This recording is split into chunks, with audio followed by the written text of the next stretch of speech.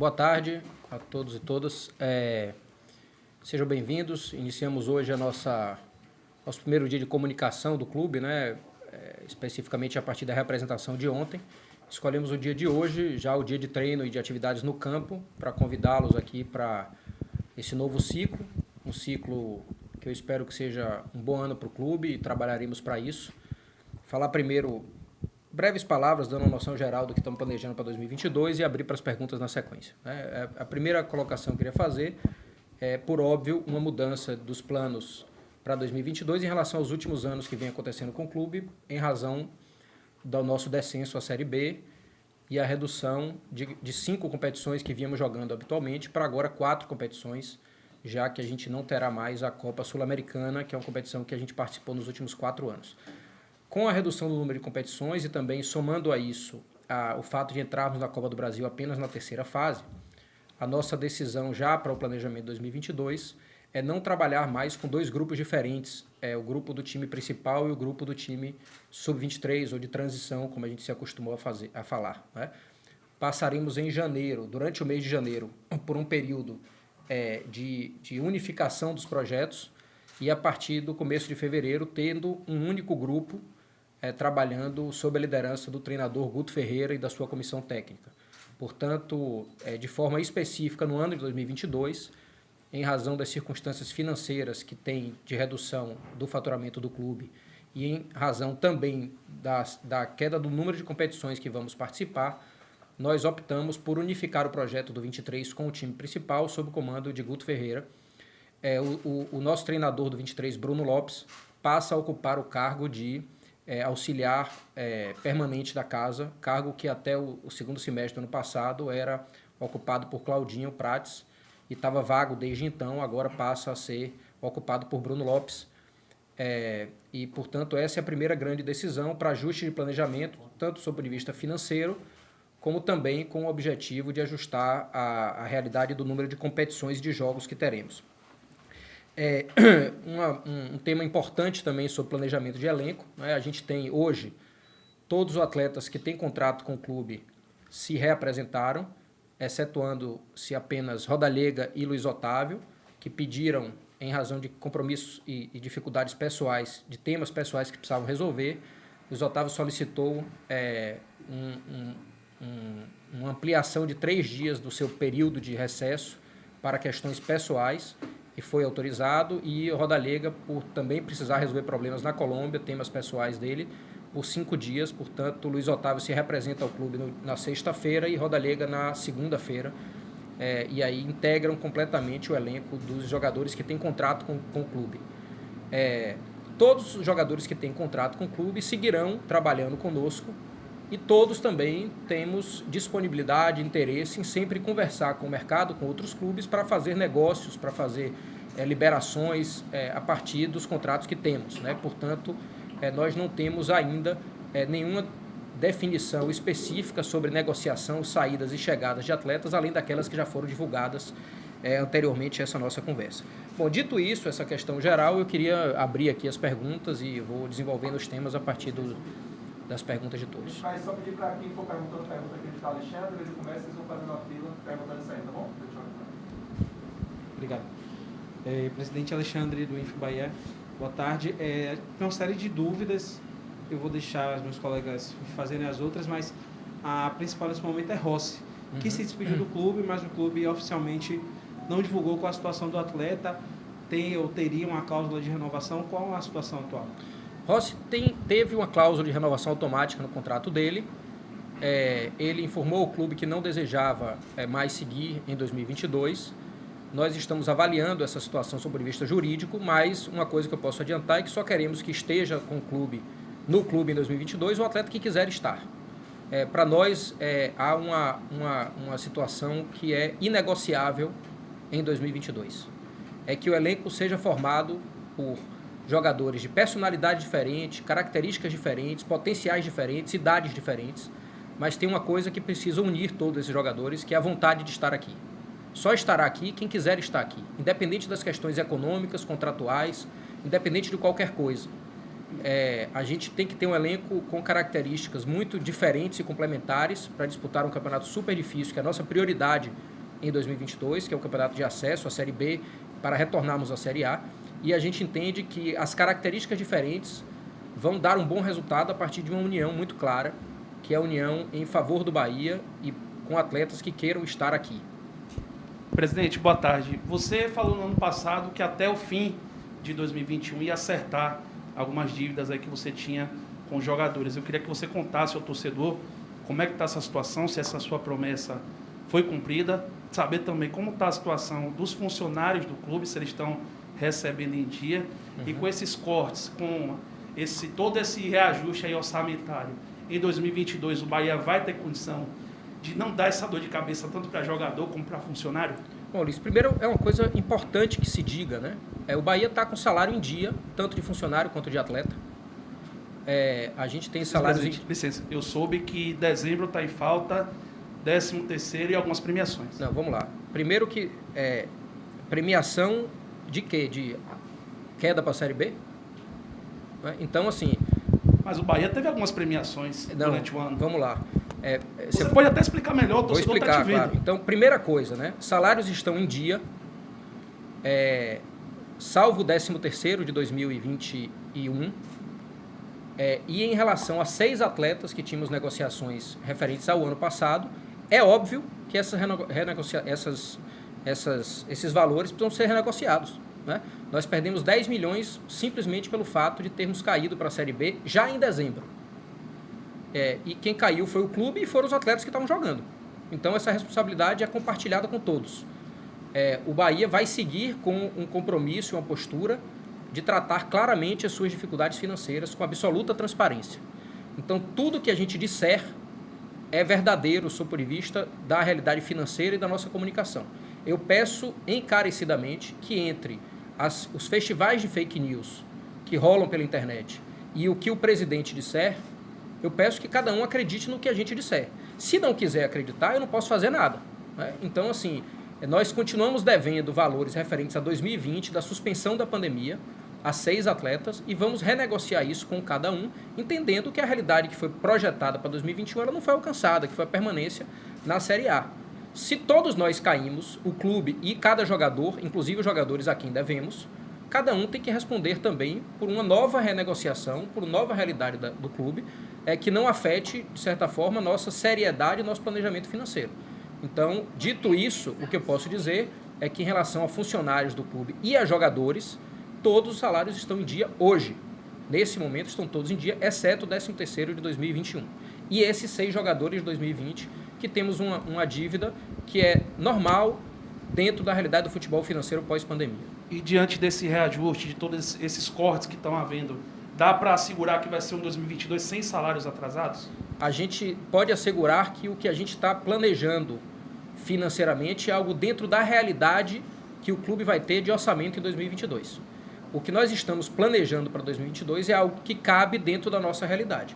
O que a gente vai precisar fazer são adequações dentro de cada desafio que aparecer em 2022, sejam notícias positivas, como, por exemplo, vender atletas e receber valores que não estavam previstos, por exemplo, de venda de atleta, ou seja, notícias negativas de déficit de receita, de resultado fora do planejamento. O que nós estamos fazendo é um planejamento e uma folha salarial coerente com orçamentos que estamos projetando para 2022. Guilherme, boa tarde. Desde o dia 10 de dezembro, um dia após a queda do Bahia para a Série B, o Bahia está sem diretor de futebol. Como é que estão as buscas por esse profissional? Qual o perfil que vocês estão procurando? Por que ainda não foi feita essa contratação, já que já vai completar quase um mês, o time já se representa hoje com 4 contratações, e nesse período, quem está tocando as contratações, quem está indicando os jogadores e fazendo as negociações? Bom, primeiro que o Bahia já não teve diretor de futebol em 2021. Nós optamos por um outro modelo, que era um gerente de futebol e um executivo de futebol responsável pela relação com o mercado. Desde o dia 10, portanto, há apenas 25 dias, incluindo Natal e Ano Novo nesse meio do caminho, nós estamos buscando a reposição de 1 ou 2 profissionais que venham para absorver essas demandas. Entendemos que é uma decisão muito estratégica para o clube. Conversamos com vários candidatos a esse posto ou a essas funções aqui no clube e ainda não concluímos pelo nome que a gente entende como ideal. Vamos contratar no tempo que a gente entender como necessário para escolher uma boa pessoa. Sem que isso demore muito, mas sem que isso signifique um apressamento desnecessário. Então, enquanto essa pessoa não chega, ou essas pessoas não chegam, todo o departamento de futebol do clube está mobilizado, inclusive para as contratações. O Bahia, há muito tempo, pelo menos desde que eu assumi como presidente, não contrata ou deixa de contratar em função da opinião de uma ou de duas pessoas. Todas as discussões aqui são sempre compartilhadas e colegiadas e seguem sendo assim, naturalmente, nesse momento, sem a presença de um executivo de futebol ou de um gerente de futebol. Enquanto essas pessoas não estiverem aqui, nós seguimos trabalhando com o departamento de análise de desempenho, com a comissão técnica muito conhecedora da Série B, é o que eu costumo dizer. Nós temos uma comissão técnica nível Série A que conhece muito a Série B e que teve por 4 vezes a subida para a Série A. E essa comissão técnica está participando ativamente das escolhas, das contratações, junto com o nosso departamento de análise de desempenho e junto com o nosso departamento de futebol, que nunca foi e nunca será centrado em uma única e exclusiva pessoa. Então, eu queria que você detalhasse um pouco mais como tem sido essa busca por reforços, porque desde a queda para a Série B de dezembro, o Bahia anunciou 4 nomes, e dentro desse período de readequação, né, orçamentária, nomes poucos conhecidos do torcedor. Como é que tem sido essa busca, o perfil para ter um ano tranquilo? A gente anunciou nomes que são conhecidos pelo torcedor que acompanha a Série B, né? Eu diria que são nomes com características próximas do que a gente está buscando em relação ao perfil do elenco. Jogadores que, primeiro, que queiram estar aqui e que entendam que o Bahia é um ponto alto na sua carreira, isso é muito importante. Jogadores que queiram fazer do Bahia uma nova história na sua carreira ou queiram até o Bahia como passagem, e isso é legítimo, mas queiram fazer uma boa história enquanto estiverem aqui no Bahia. Essas são as características, lógico, somado a todas as outras características técnicas, táticas, de postura física, de imposição física e uma série de outras coisas que a Série B nos impõe. Eu repito, nós temos uma comissão técnica que é muito tarimbada e muito experimentada na Série B. Isso é muito importante para análise de perfil de contratação. É o treinador Guto Ferreira que está definindo sozinho as contratações? Não, não é. É junto com o departamento de análise de desempenho do clube, e eu posso dizer, por exemplo, que 2 dessas 4 contratações que nós fizemos, nós já tentávamos fazer desde o ano passado, mesmo estando na Série A. Presidente, boa tarde. Em outubro, você falou sobre a situação de Lucas, e que Lucas, quando saísse do Bahia, teria uma saída do tamanho do que foi a passagem dele do Bahia. E até hoje, Lucas foi afastado de treinamento, não ficou na reta final do Brasileiro. Até hoje não foi falado. Eu gostaria que você falasse da situação de Lucas e da de Cleison também, que como a galera é de rede social, mudou a foto do perfil e colocou lá que é jogador do Bahia. Bom, primeiro sobre Cleison, é um jogador que tem contrato com o clube, nós estamos aguardando a finalização do inquérito. O fato é público, é notório, eu não vou me aprofundar sobre o fato, nós não temos conhecimento detalhado sobre o fato, estamos esperando a conclusão do inquérito para analisar a situação do atleta, inclusive os seus impactos do contrato que ele tem com o clube. Antes disso, nós não vamos tomar nenhuma decisão sem conhecimento de causa, é o que a gente tem sempre feito, com muita cautela, como qualquer tema sensível merece. Sobre Lucas, a gente concluiu o contrato dele no final de dezembro, é um jogador que teve uma história importante no clube e a forma da saída dele foi combinada entre Bahia e ele, nós estamos cumprindo exatamente como foi combinado, entendendo que todo ciclo que começa também se encerra, e esse encerramento foi feito da melhor forma possível, conjuntamente e reciprocamente combinados. Assim. Boa tarde, Meritani. 2 perguntas em uma. Uma ainda referente a um gancho que você deixou aí sobre Rossi. Você falou do lado jurídico, mas o Bahia tem um contrato com ele, pelo que a gente sabe, até o final do ano, não é isso? Não.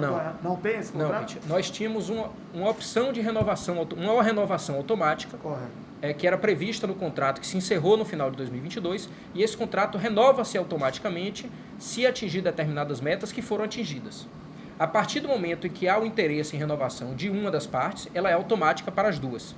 Se as duas se manifestarem que não têm interesse em renovar, esse contrato não é renovado e o jogador passa a não fazer mais parte do clube, inclusive sem contrato. Não existe contrato com ele hoje. O que existe é uma cláusula de renovação automática que nesse momento não aconteceu, nós estamos avaliando isso juridicamente, mas repito, eu não falei só juridicamente, eu falei também e até principalmente do lado anímico. Tem uma coisa que para nós vai ser decisiva em 2022 e eu vou ressaltar isso, é que nós devemos cobrar de que quem entra em campo queira entrar em campo com a camisa do Bahia. Isso vai ser determinante. Isso vai ser determinante. Isso está acima de qualquer questão econômica, qualquer questão contratual, jurídica, qualquer coisa. Isso está sendo determinante para nós. A minha pergunta era em cima do prejuízo que o Bahia poderia ter em função de, se houvesse essa renovação automática, o que o Bahia poderia receber durante esse período de um ano do contrato renovado do atleta. Mas você já explicou ainda que não houve. Hoje não existe contrato em vigor entre Bahia e Rossi. Tudo bem. Agora, as situações de Douglas, goleiro, e de Marco Antônio. Os jogadores ficam no clube. Como é que fica essa situação? Aí eu vou responder da forma como eu abri aqui, né? Todo jogador que tem contrato com o clube fica no clube, né? Estão aqui hoje, né? Salvo, como eu falei, Rodalega e Luiz Otávio. Todos os jogadores que têm contrato estão no clube, estão integrados e estão descendo agora, nesse momento, para treinar. Isso é uma decisão de política de formação de elenco combinada com a decisão jurídica, né? Que nós temos vínculos. No mercado, nós estamos, lógico, conversando, porque a gente sabe que tem atletas, primeiro, que não atendem a um perfil técnico que a gente quer para o elenco de Série B, a gente sabe disso mesmo, tendo contrato com o clube, esses atletas a gente está partindo para conversa com outros clubes, estamos sendo procurado ou procurando clubes com os quais temos parcerias para tentar, digamos assim, fazer negociação, fazer empréstimo ou rescisão desses atletas, né? Outros atletas também estão sendo observados para compor o novo elenco em 2022, são as contratações que ainda virão. Então, assim, esse é um mecanismo que é absolutamente normal num momento como esse do futebol. Nós estamos fazendo com toda a cautela, porque se eu disser aqui que tem jogador A, B ou C disponível no mercado para ser negociado, imediatamente o valor que ele tem de mercado vai cair, né? O interesse de uma negociação melhor para o clube vai cair. Então, vocês nunca vão me ouvir falar que o jogador A, B ou C está disponível para ser negociado no mercado. Não existe isso. Porque mesmo que haja, e há, de fato, por decisão técnica, e não estou dizendo que é o caso desses dois, a gente não vai divulgar isso, porque isso são temas que dizem respeito à estratégia de negociação. Presidente, boa tarde. Costa Filho, TV Bahia. A gente sabe que a Série B do ano que vem vai ser a Série B desse ano, dessa temporada, vai ser uma Série B difícil. São 6 campeões brasileiros, com o Criciúma campeão da Copa do Brasil, 7. Qual o planejamento que o Bahia tem traçado para retornar à Série A em 2023? Vai ser aquele mesmo esquema dos blocos de jogos em que se esquematiza uma pontuação dentro daqueles blocos para tentar voltar à Série A? E uma outra pergunta é sobre o time feminino do Bahia. Qual que é a previsão do Bahia para o time feminino desse ano? Bom, sobre a questão de bloco, até eu acho que é uma coisa secundária, né? Uma coisa mais relacionada à premiação dos atletas a partir das metas. Eu acho que tem uma coisa que prescinde isso, que antecede isso, é como nós estamos montando a estratégia de elenco dentro da composição financeira da realidade do clube. A gente já apresentou ao Conselho Deliberativo um orçamento previsto para 2022 e dentro dele cabe um investimento em folha de futebol entre R$1,5 milhão e R$2 milhões por mês.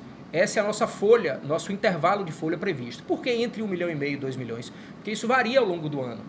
Isso varia a depender do momento, do mês, do ano. Agora, por exemplo, nossa folha está ainda acima disso, porque nós temos atletas que não deverão continuar no clube, porque deverão ser negociados com outros clubes ou ter rescisão. Isso aí é uma tendência de queda e depois uma tendência de subida novamente. Então, mais uma média entre R$1,5 milhão e R$2 milhões, que é uma folha que a gente entende que dá para montar um time competitivo. Agora, o financeiro não vai ser tudo. A gente tem que errar cada vez menos, eu já falei isso anteriormente, a gente tem que diminuir muito nossa margem de erro e apostar em jogadores que, primeiro, tenham características de Série B, perfil de Série B e, sobretudo, que queiram ficar no Bahia com a vontade, com o empenho necessário para enfrentar uma Série B tão difícil quanto essa. Mas, ao mesmo tempo, eu tenho confiança pela permanência de Couto Ferreira e da comissão técnica, pela estrutura que o clube oferece, pelo tamanho que nós temos da torcida, de tudo que a gente é capaz de fazer jogando dentro da Fonte Nova e da estratégia que vamos montar para jogar fora da Fonte Nova, que a gente vai ter um ano de 2022, que é um ano de temporada mais curta. O campeonato termina no começo de novembro por conta de Copa do Mundo, mas eu tenho segurança de tudo que a gente vem trabalhando e eu prometi uma coisa, que esse ano eu vou falar menos sobre o futuro e vou fazer mais. Então eu não quero aqui ficar traçando muitos temas de planejamento, mas de tudo que a gente tem feito aqui, está me dando muita confiança e animação que vai ser uma temporada positiva e a gente vai conseguir trazer para o torcedor a alegria de volta que a gente ficou devendo e tirou do torcedor em 2021. Sobre o time feminino, nós tomamos essa decisão, né, de suspender a contratação de novos atletas e dar sequência aos contratos já existentes até o retorno das competições. Quando se aproximar do retorno da competição do Campeonato Brasileiro lá em maio, a gente volta a contratar e montar o elenco. Presidente, boa tarde. Queria que você detalhasse um pouquinho mais sobre... queria que o senhor detalhasse um pouquinho mais sobre o planejamento da equipe para 2022. O time de transição vai acabar, é isso? Boa pergunta essa. O time de transição acaba como projeto isolado e ele se unifica, né? E sua pergunta é muito boa, porque é uma coisa que cabe um detalhamento maior. A gente vai trabalhar entre 30 e 32 atletas no elenco principal, e uma parte desses 30 a 32, por que 30 a 32? Porque vai depender um pouco, principalmente se nós vamos trabalhar com 4 goleiros ou com 3 goleiros, vai depender um pouco de como o treinador Guto Ferreira vai escolher o modelo de jogo para ver se, por exemplo, quantos volantes teremos disponíveis ou quantos meias teremos disponíveis, mas entre 30 e 32 atletas no time principal, sendo que entre 6 e 8 devem ser originários do que seria o time de transição. Portanto, a gente tira um proveito muito grande. Hoje teve jogo-treino aqui, a gente está fazendo um jogo-treino por semana. A gente tem os primeiros jogos, uma coisa importante também, desdobramento da sua pergunta, os primeiros jogos do Campeonato Baiano, os 2 primeiros jogos do Campeonato Baiano, serão comandados pelo treinador Bruno e serão, em sua maioria, o time que vai a campo será, em sua maioria, ainda originário do projeto de transição. E aí o torcedor pergunta por que nós vamos começar o Campeonato Baiano jogando em grande parte, com o elenco que viria do time de transição, por um motivo específico. Eles estão treinando desde o começo de dezembro. Eu não posso pegar um jogador que está indo a campo agora, pela primeira vez no ano, e colocar para participar de uma partida inteira no dia 15 de janeiro. Não é compatível com o planejamento, inclusive de pré-temporada e de projeção de planejamento físico ao longo do ano. Portanto, esse projeto do time de transição ele vai sendo unificado durante o mês de janeiro, com o Bruno comandando os 2 primeiros jogos do Campeonato Baiano. No primeiro jogo da Copa do Nordeste, Guto já assume, e aí já vai o time mais próximo do nosso time titular, do time principal, e a partir daí a gente dá sequência com o Guto comandando as 2 competições, né? Isso a gente vai levar desse jeito, e Bruno passa a ser o auxiliar definitivo do clube. Mas voltando à questão do elenco, entre 30 e 32 atletas, sendo que 6 a 8 originários desse projeto de time de transição e os demais que já estavam no ano passado ou novos contratados. Lembrando que nós temos uma janela de inscrição, que é a novidade do Campeonato Brasileiro desse ano, que se abre apenas a partir do dia 19. Portanto, jogadores novos não poderiam jogar no dia 15, já na primeira partida. Boa tarde, presidente. Queria saber ainda sobre a questão de movimentação de mercado. A gente já teve mais de 10 saídas do Bahia confirmadas pelo próprio clube e 4 reforços chegaram. Queria saber se, a partir de agora, o Bahia deve ser um pouco mais agressivo no mercado, se tem uma meta de quantos jogadores ainda devem chegar como reforços, ou se boa parte desse saldo vai ser compensado realmente com o time de transição. Bom, a gente não vai falar muito, por enquanto, em reforços, nesse momento, apesar de ter, sim, algumas conversas em avanço, porque nós temos um elenco hoje que é maior do que o elenco que nós precisamos ter para o ano de 2022. Nós temos um elenco, se você for contabilizar, quem tem contrato atual com o clube, que está descendo para treinar hoje, mais Luiz Otávio e Rodalega, que não estão aqui, e até antes me pergunto sobre Marco Antônio, que está aqui no clube, não sei nem se está ainda, mas não vai descer para o treino, está com conjuntivite, né? Foi medicado e retornou para a residência. Deve estar retornando aí, mas ele não estará presente aqui no treino, mas esteve presente aqui no clube. Então, todos esses que estão disponíveis com contrato, mais os que a gente vai trazer do projeto do Transição, já dá uma quantidade de jogadores maior do que aquela que a gente projeta para 2022. Então, o primeiro movimento é um movimento de adequação do elenco atual. E nós vamos ter muita cautela. Vamos ter muita cautela porque a gente, primeiro, só pode registrar jogador a partir do dia 19, temos uma segunda janela de contratação lá em abril também, após os campeonatos estaduais, e a gente vai ter que errar muito pouco, muito menos do que temos errado, para que a gente consiga fazer um ano competitivo. Então, estamos olhando o mercado, tem conversa sobre contratação, sim, nesse momento, mas hoje o nosso objetivo principal é ajustar, primeiro, o tamanho atual do elenco, com algumas saídas que estão em conversa e precisarão ser feitas para adequar questões orçamentárias e também de posicionamento do clube, de posições do clube. Tem posição de campo que a gente tem 4, 5 atletas disponíveis, a gente precisa adequar isso. A partir disso, a gente vai com toda a cautela e com todo o cuidado para novas contratações. Mas, repito, sim, não será surpresa se daqui a alguns dias aparecer uma nova contratação, para que eu não fique depois de incoerente se a gente anunciar alguma nova contratação. Mas não é hoje o nosso movimento central. Nosso movimento central hoje não é de buscar atletas, é sim de adequar o nosso elenco às características e ao planejamento orçamentário de Série B. Guilherme, eu quero pegar esse gancho, você vem falando sobre a montagem do elenco, que alguns jogadores que têm contrato podem sair. Nesses últimos meses, quando começa esse período das equipes já estão montando o elenco, começa a surgir muita notícia de contratação, de saída, de negociações. E a gente tem observado que muitas notícias de clubes que se interessam por jogadores que têm contrato com o Bahia ou até que encerrou o contrato com o Bahia, mas se assustam com o valor do salário que esses jogadores recebem ou recebiam no Bahia. E acho que esse é o momento de te perguntar, né, para você explicar. O Bahia realmente tem praticado salários acima do mercado da Série A para que esses clubes, que são clubes até grandes, potências, de nível de estrutura, alguns até maior do que o Bahia. Dê um exemplo aí, só para eu entender. Por exemplo, o Atlético Paranaense com Rossi, o Banfield da Argentina com Oscar Ruiz, o Santos com Rodriguinho, e o Juventude, que o presidente falou publicamente que não renovaria com o Douglas porque o salário dele era fora da realidade. Então, é realmente isso que está acontecendo no Bahia? Primeiro, tem uma coisa aí que são as fake news, né? Eu ouvi falar, por exemplo, aí, internet, isso parece que vira verdade, que o Rodriguinho ganhava 600 mil no Bahia. Né?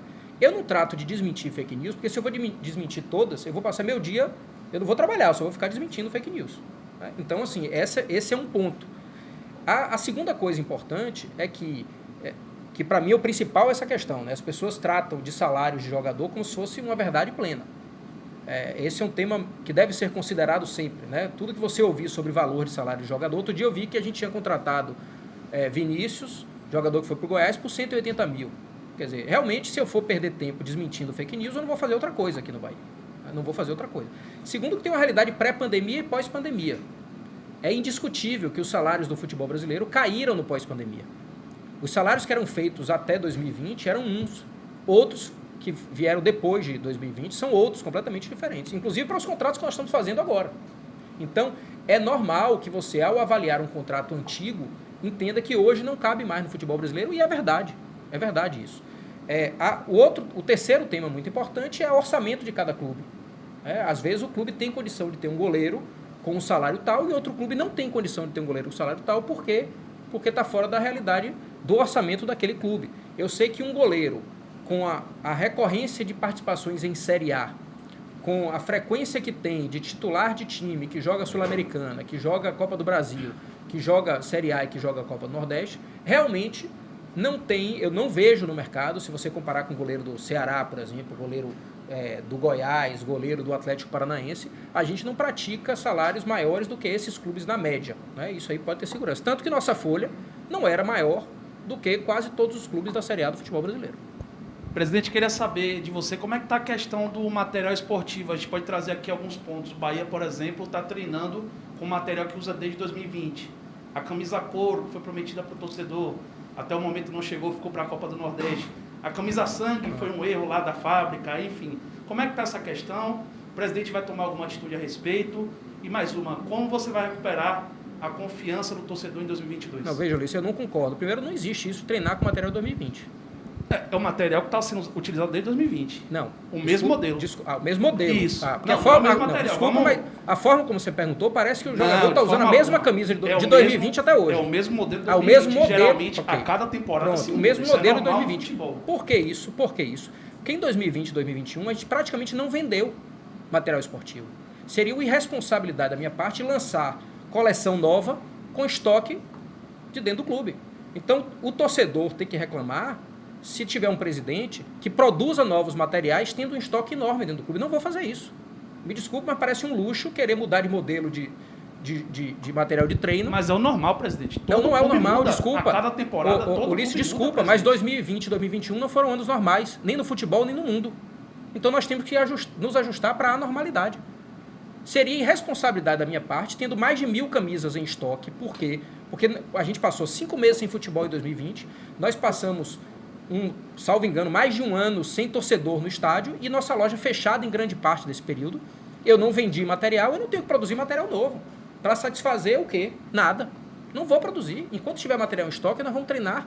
É um material bonito, novo. Os atletas estão treinando com material novo, não é material de 2020. É um material novo e nós vamos seguir desse jeito. Enquanto tiver estoque, nós não vamos gastar dinheiro com novo material, já que esse é bonito, é um material novo, que nos dá a honra de ter a marca Esquadrão ali dentro, e eu não vou gastar dinheiro produzindo material novo, tendo 1.000 camisas no estoque, para que depois alguém venha e pergunte para mim por que eu joguei 1.000 camisas fora. então eu não vou fazer isso. Né? Eu acho que a questão é muito clara. Sobre a camisa couro, a gente já anunciou isso, né? Nós já anunciamos, acho que já falamos sobre isso. Qual foi a outra pergunta? Sobre se vai ser tomada alguma atitude com a questão dessas falhas que vem ocorrendo e como... Mas quais falhas? É isso que eu queria entender. Essa questão da camisa, que foi um erro, por exemplo, a camisa sangue, acabou até dando certo para o associado, foi um sucesso, aí não dá para negar. Mas como vai ter alguma atitude a respeito, vai se manter como está, e como você pretende reconquistar a confiança do torcedor nesse ano? Bom, vamos lá, eu acho que a sua última pergunta é mais importante. As outras eu não entendi exatamente, porque você mesmo disse que foi um sucesso. Não, desculpa. Me desculpa. Você, Tá bom. não, vamos lá. Você disse que foi um sucesso, né? E disse que foi, não é? Ao mesmo tempo foi um erro que acabou dando certo. Desculpa, foi um Luiz. erro que acabou dando certo. Desculpa, mas sim. Tá certo. Mas o que eu Tá quero bom. colocar é o seguinte: o torcedor tem aqui, com todas as críticas que eu sei que eu recebo, e são justas, principalmente pelos resultados em campo, né? Também não estou feliz, eu acordo todos os dias pensando nesse tema. Aliás, é um tema que faz parte das minhas noites e dos meus dias, o rebaixamento do clube, e eu vou trabalhar com todo o afinco. Agora, eu sou extremamente responsável na gestão das coisas. Extremamente responsável. Então, sobre a sua pergunta, primeiro, eu acho que ela está respondida, né? Sobre a questão de uso de material de treino, porque daqui a pouco vai aparecer aí alguém dizendo que nós estamos treinando com a mesma camisa, lava a camisa várias vezes em 2020, e que não é verdade. Por isso que a gente está aqui para perguntar. Claro, exatamente. Então, em relação à confiança do torcedor, nós só vamos reconquistar a confiança do torcedor com resultado em campo. E com mais nada. Com mais nada. Eu não tenho nenhuma ilusão diferente disso. O que eu tenho que apresentar ao torcedor é algo que nós não apresentamos até agora. Foi o rebaixamento e nós temos que devolver o Bahia à Série A. Essa é a prioridade absoluta. É importante o Campeonato Baiano, é importante a Copa Nordeste, mas a nossa prioridade absoluta é o retorno à Série A do Campeonato Brasileiro. Todo o nosso planejamento está focado nisso. E não existe nada que eu fale ou que eu faça que vai ser suficiente para reconquistar a confiança do torcedor, exceto voltar a vencer, a performar bem e subir para a Série A no final do ano. Beritani, a última pergunta, tem um aqui do colega que está perguntando sobre Edson, renovação, e a minha pergunta é, a situação do Moisés, se comenta aí, vários sites colocaram, a imprensa de um modo geral, que o Bahia deve alguma coisa do Moisés e que tem um Deve alguma coisa o quê? Deve alguma quantia ao Internacional sobre o Moisés. Que o Bahia não tem a quantia que seria em torno de 3 milhões, muita gente comenta isso aí, a gente não sabe se é verdade, que teve que abater isso aí em função do Bahia dever, porque veio por empréstimo Zeca, veio o próprio Danilo Fernandes. Qual a realidade disso aí? A realidade é o seguinte, não é que o Bahia deve ao Internacional. Quando nós realizamos o empréstimo de Zeca, Danilo Fernandes, só Zeca, Danilo Fernandes, ficou acertado que uma parte do salário seria pago pelo Bahia e outra parte do salário seria debitado de uma eventual compra de Moisés se ela acontecesse. Ou seja, é um encontro de contas. Em vez do Internacional pagar o Bahia e o Bahia pagar o salário do jogador, o Internacional pagou o salário do jogador e isso foi abatido de uma eventual compra se ela acontecesse. Como ela aconteceu, o Inter nos notificou, uma parte desse valor de 3 milhões foi absorvido por essa, digamos assim, esse valor histórico que deveria ser abatido como foi. E a outra parte será paga pelo Internacional oportunamente dentro do previsto no contrato. Mas nós ainda temos crédito do Internacional sobre esse valor, certo?